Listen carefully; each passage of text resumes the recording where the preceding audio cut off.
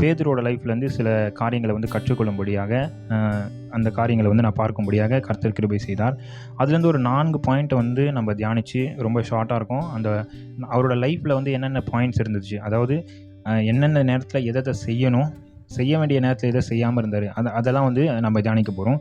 முதலாவது பாயிண்ட் வந்து பேதுருவோட லைஃப்பில் talk when we should listen, அதாவது கவனிக்க வேண்டிய நேரத்தில் வந்து பேசுறது. அது மாதிரி நம்ம கூட பாருங்கள், நிறைய வேலையில் எந்தெந்த நேரத்தில் கவனிக்கணுமோ அந்த நேரத்தில் கவனிக்காமல் நம்ம பேசிக்கிட்டே இருப்போம்.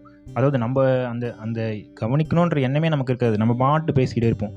அந்த மாதிரி பேதுருவோட லைஃப்பில் முக்கியமான ஒரு பாயிண்ட்டாக இருந்தது. ரெண்டாவது பாயிண்ட் வந்து argue when he should obey, அதாவது எந்த இடத்துல கீழ்ப்படியணுமோ அந்த இடத்துல கீழ்ப்படியாமல், அந்த இடத்துல வந்து தர்க்கம், ஒரு ஆர்கியூமெண்ட்டு, எப்போவுமே கீழ்ப்படிய வேண்டிய நேரத்தில் கீழ்ப்படியாமல் ஆர்கியூமெண்ட்டு, ஒரு தர்க்கத்திலேயே பேதுருவோட லைஃப்பில் நம்ம பார்க்குறோம். அடுத்து வந்து sleep when he should pray, அதாவது ஜெபிக்க வேண்டிய நேரத்தில் ஜெபிக்காமல் அந்த இடத்துல வந்து தூங்குறது.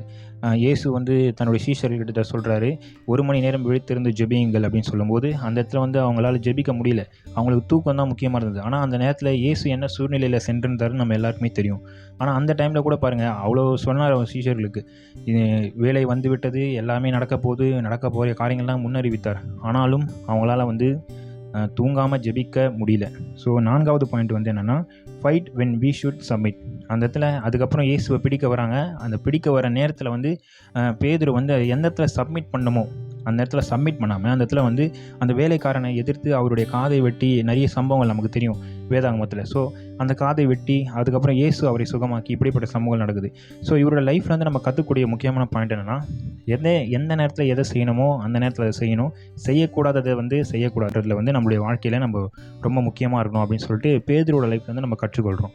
ஸோ அது அப்பேற்பட்ட பேதுருவையும் பாருங்கள், அவர் அநேக கடைசியில் இயேசுவே மறுதலித்த பிறகு கூட பார்த்தீங்கன்னா இயேசு வந்து அவரை வந்து மன்னிக்கிறார்.